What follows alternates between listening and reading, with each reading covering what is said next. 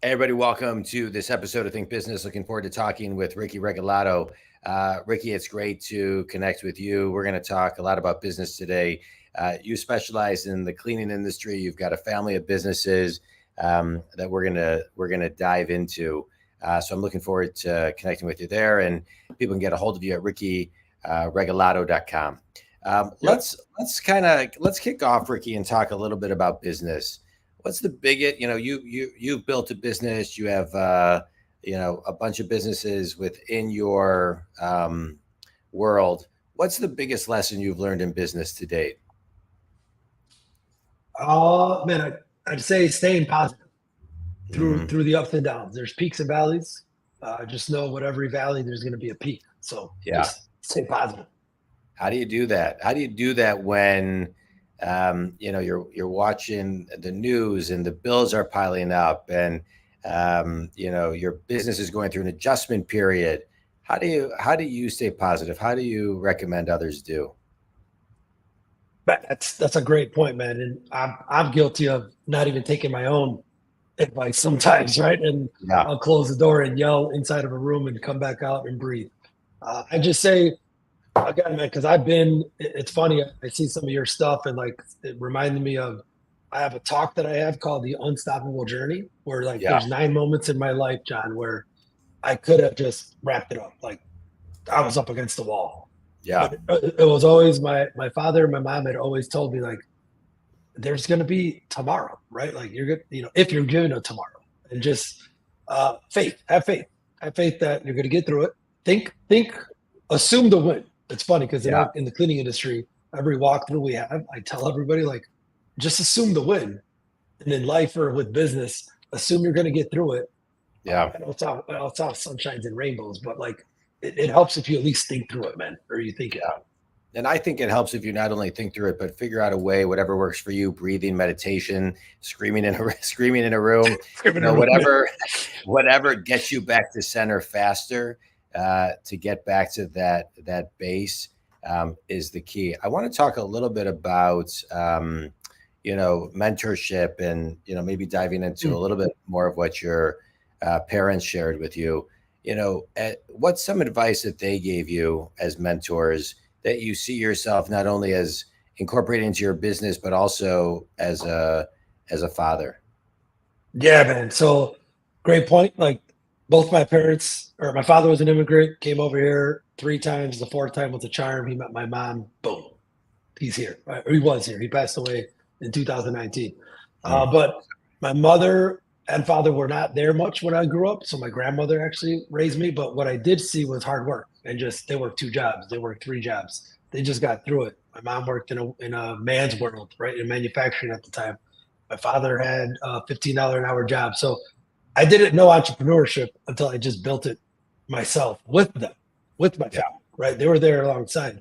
But the one thing I'll say my dad taught me that to this day I now share with other cleaning business owners because, I mentor the software that we built, the community we built is to actually give back and mentor the cleaning industry, the small business owner. And he always just said, just be kind, be positive, and just be good, right? Like Yeah. those 3 things every day, you can control that. You can't control the market. You can't control the labor economy. You can't Yeah. control supply costs. Everything I talk about is cleaning, John, because that's the world I live in. But Yeah. like he just because he was there, he's my first employee. He was. I felt great to be able to pay him the most he had ever made in the U.S. as an employee, It's but I great. feel sad because that was only $26.50 an hour, right? Like that's just it wouldn't be fair to the other janitorial technicians if I paid him so much more than them. Yeah. He's my dad, but it was just humbling to know like like this is a guy that thinks he never gave me anything. My mom too. They're like, dude, we, we didn't take you to camps or we didn't take you to any activities because we worked and we're not the smartest. We don't have money.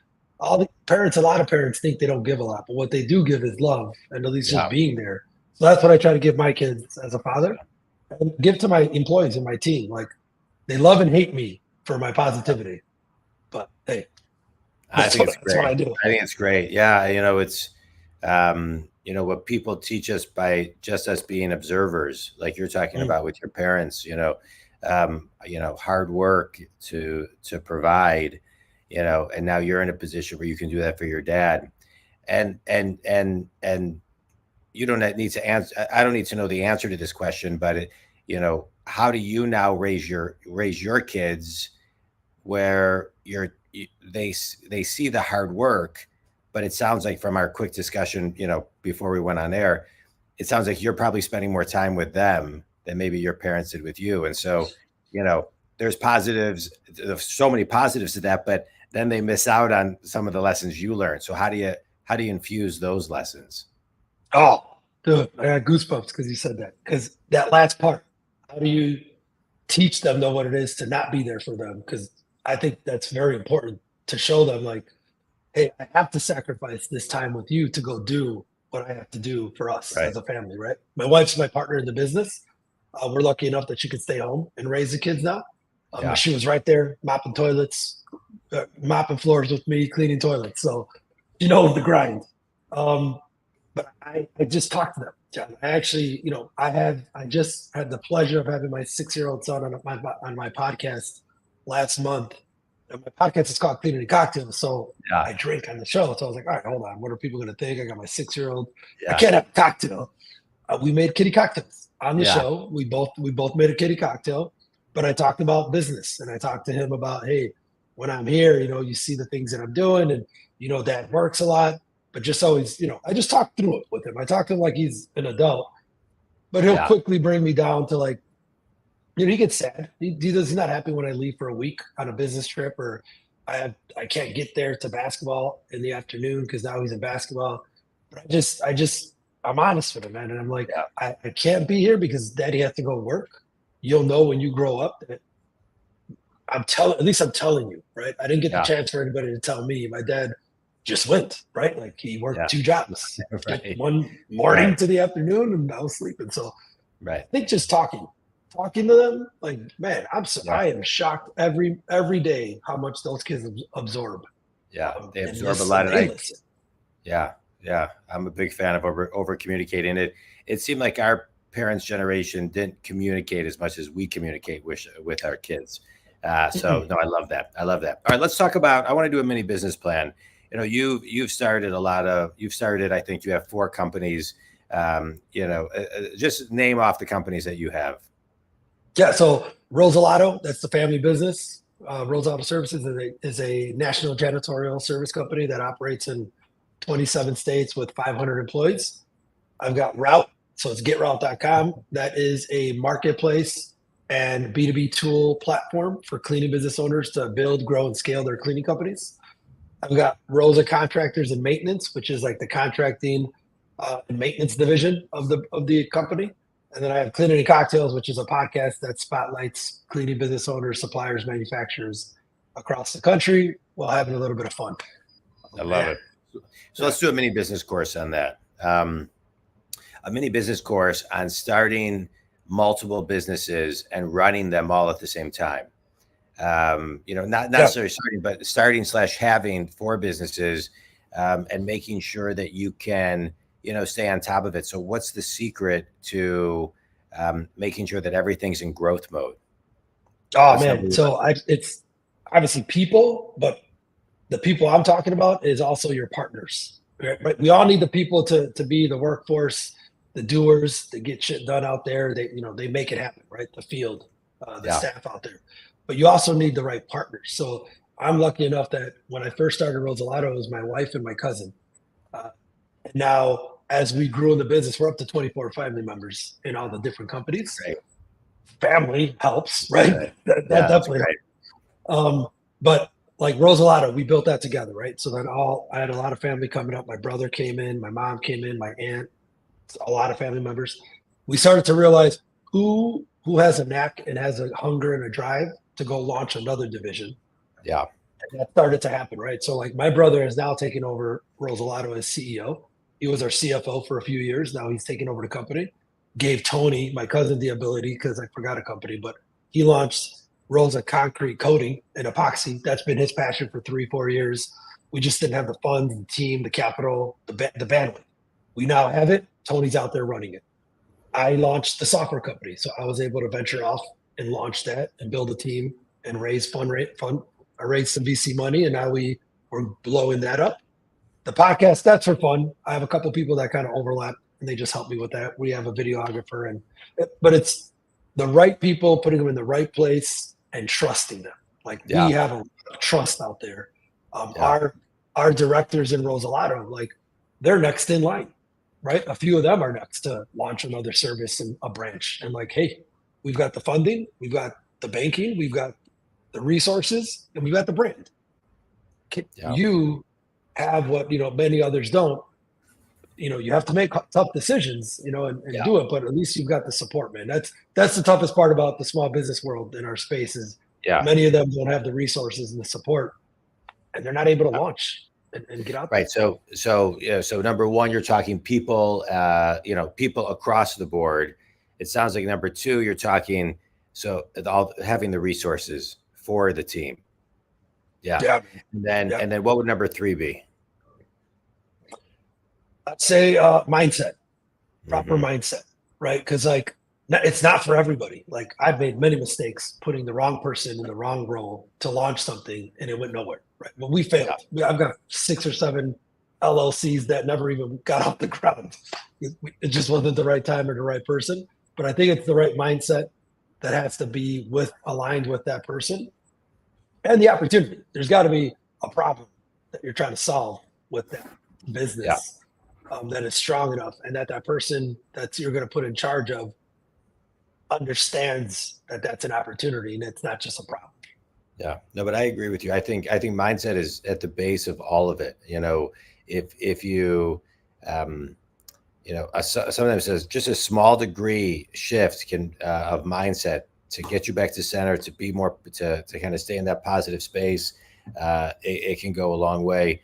And I think it has to do a lot with having faith, like you talked about earlier, right? That your parents shared with you, because you sometimes, even when it seems dark, you got to have faith. Like you said earlier, I loved what you shared. Right? There's always tomorrow, and so just got to get through the day. Well, I'll tell you, John, it's like I've been, I follow a lot of speakers and podcasts, and I hear when people talk about God or Jesus, right? I have faith. I don't go to church as much, but my mom is my connection. And then I have some friends now that have been some new vessels, because what they've opened me up to is, Rick, even though you don't go to church all the time and you don't practice, that, like my mom is, dude, she sends me a TikTok prayer every single morning. Every single morning I have a TikTok prayer. She's my strong connection to God. But we're 100% Mexican American. My family, I grew up being Catholic, but then now we broke off a little bit, like Catholic Christianity. But man, as long as you acknowledge faith, that's what I've been doing the past few months, is just acknowledging, like, I have faith. It's just a different type of faith sometimes. That doesn't mean it's not that I don't have to speak to God or Jesus every day or read the Bible and do things like that. But I practice faith. I believe, right? And that there are good things out there and that good things are going to happen. Because you said it, man. I try not to watch the media. The media. Right. Whew. Yeah. And sometimes we just got to surrender to something that's a little bit more powerful than us and believe that there's a bigger plan. I love that. I'll just add to, the people in the mindset piece. I think another piece is when it falls under number two that you talked about, resources, is training your people to make sure that they know how to communicate. They understand how to influence. They understand how to delegate things, be very specific and measurable. I think that's a very, very important piece that sometimes people leave out a little bit when it comes to kind of the ABCs of growing multiple companies like yours, which is making sure that the managers in place actually know how to communicate with people, empower people, and get them moving in a really positive direction and in an effective direction, so they're actually able to do the work at a high level. Oh, dude, John, that's the world we live in right now. Everybody thinks that you get bigger and you scale your company, that hey, you made it, right? You're doing good. No, I have bigger problems. Like real life scenario, as Rozalado grew, we had to develop middle management managers. And up until then, we had just put people in place as, hey, you're the next manager, you're the next leader. They actually weren't ready. We didn't clarify our communication. We didn't have clarity. And man, it bit us in the butt. Still to this day, communication is what will kill your culture, your organization. Yeah. You nailed it. I think that Yeah. is one of the Well, biggest people, things is communication. yeah, people leave managers, not companies, is a very, very true statement. All right, let's talk about, you talked about, earlier you mentioned, you failed and we've all failed, and that's how we learn. Those are where the best lessons come from. But where's an area that, whether you have failed, you realize that you were stuck, and how you grew out of that to get unstuck? Oh man, I got many of those situations, but I'd say getting out of the way of people. Right? Like Yeah. sometimes I'm almost so positive and so like empowering to a lot of the team members that I have or people around me that sometimes I think I'm helping, but I'm really not helping them when I like jump in on a conversation or I send them to an event or assume that they're going to be, they're going to like this. And I've learned that I have to ask better. Like I have to ask better questions and I have to like probe better. Where again, my over positivity can be overbearing on some of the team, and they want to just kind of like dial it down a little bit. Like Rick, let's talk on a real level. It opens them up. It really does. So I'm still learning that though, because again, it's tough to figure it out. You bring up a good point. It's like sometimes you think your idea is in the best interest, but sometimes, and I see this, and when I'm coaching companies, sometimes it's slowing it down and making sure that that is what the people want, or at the step that the people need. Because sometimes a lot of leaders I work with sometimes can go from like 0 to 100 with an idea, but they got to kind of rewind a little bit and make sure everybody connects with step 0 through 5, step 5 through 10, et cetera, et cetera. So, because they're at different stages, John, right? Correct. They're at different stages of learning. Right. Everybody's at different stages of learning. Everybody receives things differently, and everybody processes and has a different rhythm. So that's important. But I appreciate you sharing all that. All right, let's do a quick speed round. A book, a TED Talk, or an article that's had a big impact on you. I'm in the middle of extreme ownership. Oh, it's by Jocko. Everybody had been talking about it. Yeah. And I'm in the middle of it right now, and it's like I'm hooked. Yeah. Right, yeah. It's great. Yeah. I mean, I love that book. Best piece of wisdom you've ever received? I'll go back to my father and mom, just where they always just said, be good, be kind, and just be positive. Yeah, I love that. Finish this sentence. One thing everybody can do to tap into their own personal development plan is? Look at problems as opportunities. I love it. Tell everybody, Ricky, a little bit more about you, where they can connect with you, and who your ideal clients are. So I have the website. It's not updated, but you can go to rickyregalado.com. I am the most active on Instagram and LinkedIn. Instagram, it's just at Ricky Regalado. And then on LinkedIn, same thing, Ricky Regalado. It's great. Well, Ricky, I appreciate you taking time to be on the show.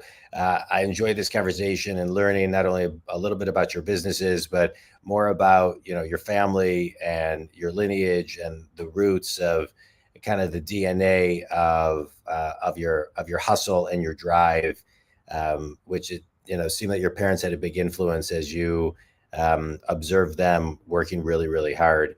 I'm a business coach, and I work with people around the globe who are successful but stuck, and I help them get unstuck. And I love this show because I get to have guests on like you who empower people to get unstuck just through sharing your story.